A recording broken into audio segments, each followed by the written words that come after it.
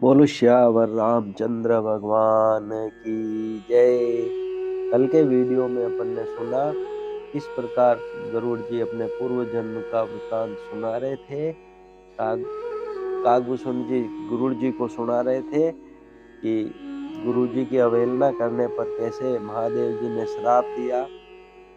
अब आगे का वृतांत सुनते हैं, प्रेम से सुने आप। तीर्थ योनि देवता या मनुष्य का जो भी शरीर धारण करता, वहां उस शरीर में मैं श्री राम जी का भजन जारी रखता। इस प्रकार मैं सुखी हो गया, परंतु एक शूल मुझे बना रहा। गुरु जी का कोमल सुशील स्वभाव मुझे कभी नहीं भूलता। अर्थात मैंने ऐसे कोमल स्वभाव दयालु गुरु का अपमान किया, यह दुख मुझे सदा बना रहा। मैंने अंतिम शरीर ब्राह्मण का पाया, जिसे पुराण और वेद देवताओं को भी दुर्लभ बताते हैं। मैं वहां ब्राह्मण शरीर में भी बालकों में मिलकर खेलता तो श्री रघुनाथ जी की ही सब लीलाएं किया करता। सयाना होने पर पिताजी मुझे पढ़ाने लगे। मैं समझता, सुनता और विचारता, पर मुझे पढ़ना अच्छा नहीं लगता था।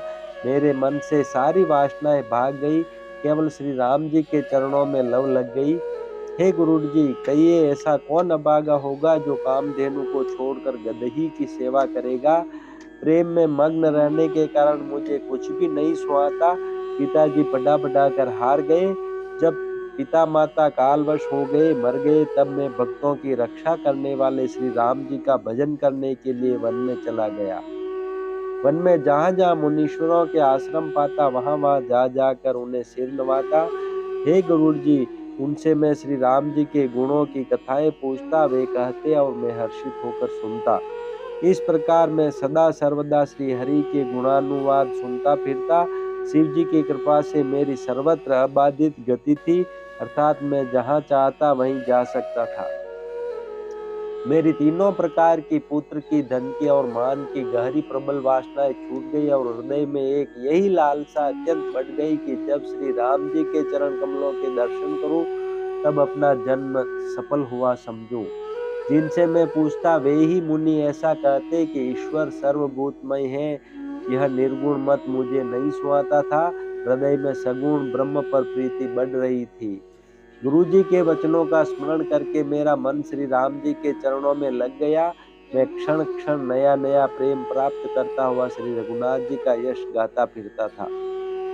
सुमेरु पर्वत के शिखर पर बड़ की छाया में लोमश मुनि बैठे थे। उन्हें देखकर मैंने उनके चरणों में सिर नवाया और अत्यंत दीन वचन कहे।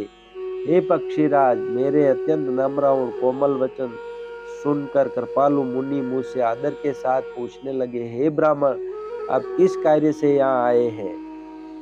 तब मैंने कहा, हे कृपा निधि, आप सर्वज्ञ हैं और सुजान हैं। हे भगवान, मुझे सगुण ब्रह्म की आराधना की प्रक्रिया कहिए। तब हे पक्षीराज, मुनीश्वर ने श्री रघुनाथ जी के गुणों की कुछ कथाएं आदर सहित कही। फिर वे ब्रह्म ज्ञान परायण विज्ञानवान मुनि मुझे परम अधिकारी जानकर ब्रह्म का उपदेश करने लगे कि वह अजन्मा है, अद्वैत है, निर्गुण है और हृदय का स्वामी अंतर्यामी है। उसे कोई बुद्धि के द्वारा माप नहीं सकता। वह इच्छा रहित, नाम रहित, रूप रहित, अनुभव से जानने योग्य, अखंड और उपमा रहित है।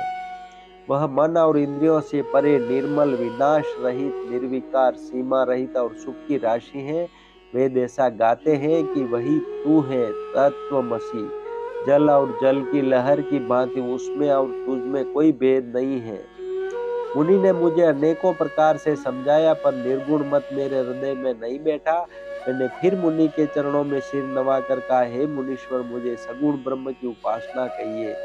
मेरा मन राम भक्ति रूपी जल में मछली हो रहा है, उसी में रम रहा है। हे चतुर मुनीश्वर, ऐसी दशा में वह उससे अलग कैसे हो सकता है। आप दया करके मुझे वही उपदेश कहिए, जिससे मैं श्री रघुनाथ जी को अपनी आंखों से देख सकूं। पहले नेत्र भरकर श्री अयोध्या नाथ को देखकर तब निर्गुण का उपदेश सुनूंगा। मुनि ने फिर अनुपम हरि कथा कहकर सगुण मत का खंडन करके निर्गुण का निरूपण किया। तब मैं निर्गुण मत को हटाकर, काट कर, बहुत हट करके सगुण का निरूपण करने लगा। मैंने उत्तर प्रत्युत्तर किया, इससे मुनि के शरीर में क्रोध के चिन्ह उत्पन्न हो गए। हे प्रभु, सुनिए, बहुत अपमान करने पर ज्ञानी के भी हृदय में क्रोध उत्पन्न हो जाता है। यदि कोई चंदन की लकड़ी को बहुत अधिक रगड़े तो उससे भी अग्नि प्रकट हो जाएगी। मुनि बार बार क्रोध सहित ज्ञान का निरूपण करने लगे। तब मैं बैठा बैठा अपने मन में अनेकों प्रकार के अनुमान करने लगा। बिना द्वैत बुद्धि के क्रोध कैसा, और बिना अज्ञान के क्या द्वैत बुद्धि हो सकती है। माया के वश रहने वाला परिच्छिन्न जड़ जीव क्या ईश्वर के समान हो सकता है। सबका हित चाहने से क्या कभी दुख हो सकता है। जिसके पास पारसमणि है उसके पास क्या दरिद्रता रह सकती है। दूसरे से द्रोह करने वाले क्या निर्भय हो सकते हैं, और कामी क्या कलंक रहित रह सकते हैं। ब्राह्मण का बुरा करने से क्या वंश रह सकता है। स्वरूप की पहचान होने पर क्या आसक्ति पूर्वक कर्म हो सकते हैं। दुष्टों के संग से क्या किसी के सुबुद्धि उत्पन्न हुई है। पर स्त्री गामी क्या उत्तम गति पा सकता है। परमात्मा को जानने वाले कहीं जन्म मरण के चक्कर में पड़ सकते हैं। भगवान की निंदा करने वाले कभी सुखी हो सकते हैं। नीति बिना जाने क्या राज्य रह सकता है। श्री हरि के चरित्र वर्णन करने पर क्या पाप रह सकते हैं। बिना पुण्य के क्या पवित्र यश हो सकता है। बिना पाप के भी क्या कोई अपयश पा सकता है। जिसकी महिमा वेद संत और पुराण गाते हैं, उस हरि भक्ति के समान क्या कोई दूसरा लाभ भी है। हे भाई, जगत में क्या इसके समान दूसरी भी कोई हानि है कि मनुष्य शरीर पाकर भी श्री राम जी का भजन न किया जाए। चुगलखोरी के समान क्या कोई दूसरा पाप है। और हे गरुड़ जी, दया के समान क्या कोई दूसरा धर्म है। इस प्रकार मैं अनगिनत युक्तियां मन में विचारता था और आदर के साथ मुनि का उपदेश नहीं सुनता था। जब मैंने बार बार सगुण का पक्ष स्थापित किया, तब मुनि क्रोधयुक्त वचन बोले। अरे मूढ़, मैं तुझे सर्वोत्तम शिक्षा देता हूँ, तो भी तू उसे नहीं मानता और बहुत से उत्तर प्रत्युत्तर प्रत्युत्तर दलीलें लाकर रखता है। मेरे सत्य वचन पर विश्वास नहीं करता, कुएं की भांति सभी से डरता है। अरे मूर्ख, तेरे हृदय में अपने पक्ष का बड़ा भारी हठ है, अतः तू शीघ्र चांडाल पक्षी कौवा हो जा। मैंने आनंद के साथ मुनि के शाप को सिर पर चढ़ा लिया। उससे मुझे न कुछ भय हुआ न दीनता ही आई। तब मैं तुरंत ही कौवा हो गया। फिर मुनि के चरणों में सिर नवाकर और रघुकुल शिरोमणि श्री राम जी का स्मरण करके मैं हर्षित होकर उड़ चला। शिव जी कहते हैं, हे उमा, जो श्री राम जी के चरणों के प्रेमी हैं और काम अभिमान तथा क्रोध से रहित हैं, वे जगत को अपने प्रभु से भरा हुआ देखते हैं, फिर वे किससे वैर करें। काकभूषुंड जी ने कहा, हे पक्षीराज गरुड़ जी, सुनिए, इसमें ऋषि का कुछ भी दोष नहीं था। रघुवंश के विभूषण श्री राम जी ही सबके हृदय में प्रेरणा करने वाले हैं। कृपा सागर प्रभु ने मुनि की बुद्धि को भोली करके बुलावा देकर मेरे प्रेम की परीक्षा ली। मन वचन और कर्म से जब प्रभु ने मुझे अपना दास जान लिया, तब भगवान ने मुनि की बुद्धि फिर पलट दी। ऋषि ने मेरा महान पुरुषों का सा स्वभाव, धैर्य, अक्रोध, विनय आदि और श्री राम जी के चरणों में विशेष विश्वास देखा। तब मुनि ने बहुत दुख के साथ बार बार पछताकर मुझे आदर पूर्वक बुला लिया। उन्होंने अनेकों प्रकार से मेरा संतोष किया और तब हर्षित होकर मुझे राम मंत्र दिया। कृपा निदान मुनि ने मुझे बालक रूप श्री राम जी का ध्यान की विधि बतलाया। सुंदर और सुख देने वाला यह ध्यान मुझे बहुत ही अच्छा लगा। वह ध्यान मैं आपको पहले ही सुना चुका हूँ। मुनि ने कुछ समय तक मुझको वहां रखा। तब उन्होंने रामचरितमानस वर्णन किया। आदर पूर्वक मुझे यह कथा सुनाकर फिर मुनि मुझसे सुंदर वाणी बोले।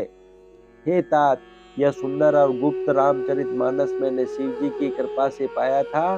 तुम्हें श्री राम जी का निज भक्त जाना, इसी से मैंने तुमसे सब चरित्र विस्तार के साथ कहा। हे तात, जिनके हृदय में श्री राम जी की भक्ति नहीं है, उनके सामने इसे कभी भी नहीं कहना चाहिए। मुनि ने मुझे बहुत प्रकार से समझाया। तब मैंने प्रेम के साथ मुनि के चरणों में सिर नवाया। मुनीश्वर ने अपने कर कमलों से मेरा सिर स्पर्श करके हर्षित होकर आशीर्वाद दिया कि अब मेरी कृपा से तेरे हृदय में सदा प्रगाढ़ राम भक्ति बसेगी। तुम सदा श्री राम जी को प्रिय हो और कल्याण रूप गुणों के धाम मान रहित इच्छानुसार रूप धारण करने में समर्थ, इच्छा मृत्यु, जिसकी शरीर छोड़ने की इच्छा करने पर ही मृत्यु हो, बिना इच्छा के मृत्यु न हो, एवं ज्ञान और वैराग्य के भंडार हो। इतना ही नहीं, श्री भगवान को स्मरण करते हुए तुम जिस आश्रम में निवास करोगे, वहां 1 योजन 4 कोस तक अविद्या माया मोह नहीं व्यापेगी। काल कर्म गुण दोष और स्वभाव से उत्पन्न कुछ भी दुख तुमको कभी नहीं व्यापेगा। अनेकों प्रकार के सुंदर श्री राम जी के रहस्य, गुप्त मर्म के चरित्र और गुण जो इतिहास और पुराणों में गुप्त और प्रकट है, वर्णित और लक्षित हैं, तुम उन सबको भी बिना ही परिश्रम जान जाओगे। श्री राम जी के चरणों में तुम्हारा नित्य नया प्रेम हो। अपने मन में तुम जो कुछ इच्छा करोगे, श्री हरि की कृपा से उसकी पूर्ति कुछ भी दुर्लभ नहीं होगी। हे धीर बुद्धि गरुड़ जी, सुनिए। मुनि का आशीर्वाद सुनकर आकाश में गंभीर ब्रह्मवाणी हुई कि हे ज्ञानी मुनि, तुम्हारा वचन ऐसा ही सत्य हो। यह कर्म मन और वचन से मेरा भक्त है। आकाशवाणी सुनकर मुझे बड़ा हर्ष हुआ। मैं प्रेम में मग्न हो गया और मेरा सब संदेह जाता रहा। तदनंतर मुनि की विनती करके आज्ञा पाकर और उनके चरण कमलों में बार बार सिर नवाकर मैं हर्ष सहित इस आश्रम में आया। प्रभु श्री राम जी की कृपा से मैंने दुर्लभ वर पा लिया। हे पक्षीराज, मुझे यहाँ निवास करते 27 कल्प बीत गए। मैं यहाँ सदा श्री रघुनाथ जी के गुणों का गान किया करता हूँ और चतुर पक्षी उसे आदर पूर्वक सुनते हैं। अयोध्यापुरी में जब जब श्री रघुवीर भक्तों के हित के लिए मनुष्य शरीर धारण करते हैं, तब तब मैं जाकर श्री राम जी की नगरी में रहता हूँ और प्रभु की शिशु लीला देखकर सुख प्राप्त करता हूँ। फिर हे पक्षीराज, श्री राम जी के शिशु रूप को हृदय में रखकर मैं अपने आश्रम में आ जाता हूँ। जिस कारण से मैंने कोई की देह पाई, वह सारी कथा आपको सुना दी। हे तात, मैंने आपके सब प्रश्नों के उत्तर कहे। कहा राम भक्ति की बड़ी भारी महिमा है। मुझे अपना यह काक शरीर इसीलिए प्रिय है कि इसमें मुझे श्री राम जी के चरणों का प्रेम प्राप्त हुआ। इसी शरीर से मैंने अपने प्रभु के दर्शन पाए और मेरे सब संदेह जाते रहे, दूर हुए। मास प्राय 29वां विश्राम। मैं हट करके भक्ति पक्ष पर अड़ा रहा, जिसे महर्षि लोमश ने मुझे शाप दिया, परंतु उसका फल यह हुआ कि जो मुनियों को भी दुर्लभ है, वह वरदान मैंने पाया। भजन का प्रताप तो देखिए, जो भक्ति की ऐसी महिमा जानकर भी उसे छोड़ देते हैं और केवल ज्ञान के लिए श्रम साधन करते हैं, वे मूर्ख घर पर खड़ी हुई कामधेनु को छोड़कर दूध के लिए मदार के पेड़ को खोजते फिरते हैं। हे पक्षीराज सुनिए, जो लोग श्री हरि की भक्ति को छोड़कर दूसरे उपायों से सुख चाहते हैं, वे मूर्ख और जड़ करने वाले भागे बिना ही जहाज के तैरकर महासमुद्र के पार जाना चाहते हैं। शिव जी कहते हैं, हे भवानी, भुषुंडी के वचन सुनकर गरुड़ जी हर्षित होकर कोमल वाणी से बोले, हे प्रभु, आपके प्रसाद से मेरे हृदय में अब संदेह, शोक, मोह और ब्रह्म कुछ भी नहीं रह गया। मैंने आपकी कृपा से श्री रामचंद्र जी के पवित्र गुण समूहों को सुना और शांति प्राप्त की। हे प्रभु, अब मैं आपसे एक बात और पूछता हूँ।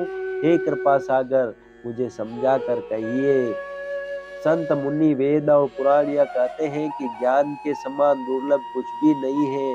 हे गोसाई, वही ज्ञान मुनि ने आपसे कहा, परंतु आपने भक्ति के समान उसका आदर नहीं किया। हे कृपा के दाम, हे प्रभु, ज्ञान और भक्ति में कितना अंतर है, यह सब मुझसे कहिए।